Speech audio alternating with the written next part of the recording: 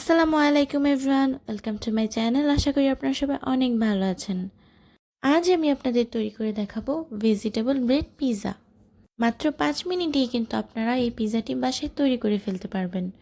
অতিথি আপ্যায়ন, বাচ্চাদের টিফিন কিংবা বিকালের নাস্তাতেও কিন্তু আপনারা এই পিৎজাটি বাসায় তৈরি করতে পারেন। আশা করছি আমার রেসিপিটি আপনাদের ভালো লাগবে। যদি ভালো লাগে তাহলে প্লিজ আমার চ্যানেলটিতে সাবস্ক্রাইব করবেন এবং পাশে থাকা বেল আইকনটিতে ক্লিক করবেন। চলুন তাহলে আর কথা না বাড়িয়ে দেখে নিই কীভাবে মাত্র 5 মিনিটে এই পিৎজাটি আপনারা তৈরি করবেন। ভেজিটেবল ব্রেড পিৎজা তৈরি করতে আমাদের যা যা লাগছে: bread slice, tomato ketchup, mozzarella cheese, black olives, bell pepper আর ছোট করে কাটা পেঁয়াজ।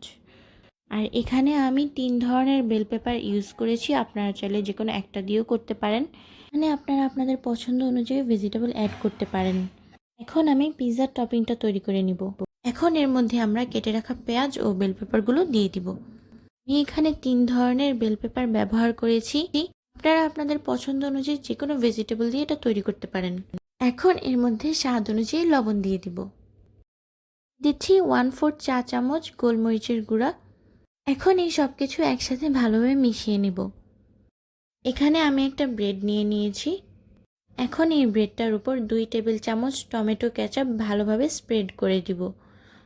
আপনারা চাইলে এখানে পিৎজা সস ব্যবহার করতে পারেন, কিন্তু পিৎজা সসটা তো সবসময় হাতের কাছে থাকে না, তাই আজ আমি টমেটো কেচাপ দিয়ে এই পিৎজাটি তৈরি করে দেখাচ্ছি। সসটা ব্রেডের উপর স্প্রেড করে দেওয়া হয়ে গিয়েছে। এখন এর উপর আমি পাতলা করে একটা চিজের লেয়ার দিয়ে দিব। চিজ আপনারা আপনাদের পছন্দ অনুযায়ী দিবেন। এখন এর উপর আমি যেই ভেজিটেবল টপিংটা তৈরি করে রেখেছিলাম ওটা দিয়ে দিচ্ছি। এখানে আমি আবার আমার পছন্দ অনুযায়ী চিজ দিয়ে দিচ্ছি। এখানে আমি মোজারেলা চিজ ব্যবহার করেছি, আপনারা চাইলে ঢাকাইয়া পনির কিংবা স্লাইস চিজও ইউজ করতে পারেন। এখন এর মধ্যে আমি কেটে রাখা ব্ল্যাক অলিভগুলো দিয়ে দিব। ব্ল্যাক অলিভ যদি আপনাদের হাতের কাছে না থাকে তাহলে না দিলেও হবে, এটা টোটালি অপশনাল। এখন এখানে আমি একটি প্যান নিয়ে নিয়েছি, এর মধ্যে আমি 1 চা চামচ পরিমাণ বাটার দিয়ে দিয়েছি। বাটারটা পুরোপুরি মেল্ট হয়ে আসলে তৈরি করে রাখা পিৎজাটা এর মধ্যে দিয়ে দিব। বাটারটা পুরোপুরি মেল্ট হওয়ার পর তৈরি করে রাখা পিৎজাটা আমি এর মধ্যে দিয়ে দিয়েছি। আপনাদের হাতের কাছে বাটার না থাকলে এখানে তেলও ব্যবহার করা যাবে, কিন্তু চেষ্টা করবেন বাটারটা দেওয়ার, এতে করে সুন্দর একটা ফ্লেভার আসে। এখন এটা আমি ঢাকনা দিয়ে ঢেকে একদম লো ফ্লেমে রেখে দিব যতক্ষণ পর্যন্ত না চিজটা মেল্ট হয়ে যায়। আপনারা যদি পিৎজাটা ওভেনে বেক করেন এক্ষেত্রে 1 থেকে 1.5 মিনিটের টাইমার দিয়ে দিবেন, এরই মধ্যে চিজটা মেল্ট হয়ে যাবে। আর চিজটা যখন এরকম মেল্ট হয়ে যাবে তখনই বুঝবেন যে পিৎজাটা হয়ে গিয়েছে।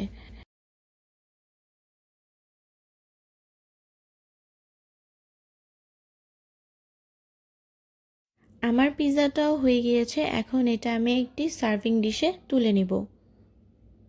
একই প্রসেসে আমি বাকি পিৎজাগুলো তৈরি করে নিব। পিৎজাটা হয়ে যাওয়ার পর এটা আমি চুলা থেকে নামিয়ে নিয়েছি।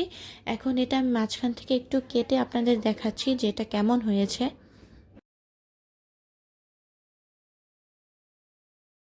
তো দেখতেই পাচ্ছেন চিজটা কি সুন্দরভাবে মেল্ট হয়ে গিয়েছে। তো দেখেই নিলেন কত সহজে ও অল্প সময়ে এই ব্রেড পিৎজাটি তৈরি করা যায়। আশা করছি আমার এই রেসিপিটা আপনাদের ভালো লেগেছে। যদি ভালো লেগে থাকে তাহলে একটি লাইক দিতে ভুলবেন না ও সাবস্ক্রাইব করে আমার পাশেই থাকবেন। তো আজ এই পর্যন্তই, আবারও দেখা হবে নেক্সট ভিডিওতে ইনশাআল্লাহ। ততদিন পর্যন্ত সবাই ভালো থাকবেন, সুস্থ থাকবেন, আমার জন্য দোয়া করবেন। আল্লাহ হাফেজ।